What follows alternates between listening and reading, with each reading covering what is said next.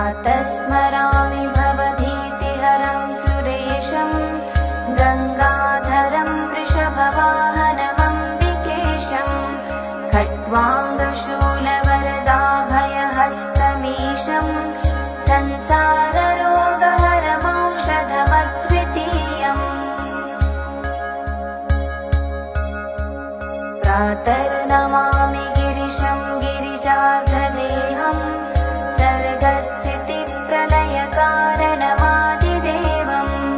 विश्वेश्वरं विजितविश्वमनोभिरामं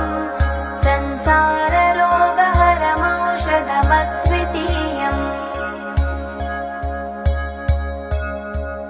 प्रातर्भजामि शिवमेकमनन्तमाद्यं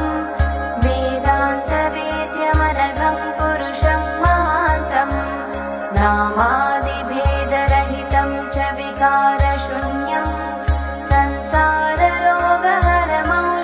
संसाररोगहरमौषधमद्वितीयम्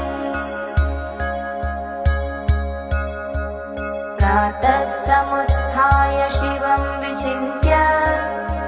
श्लोकत्रयं ये अनुदिनं पठन्ति ते दुःखजातं बहुजन्मसञ्चितं हित्वा पदं यान्ति तदेव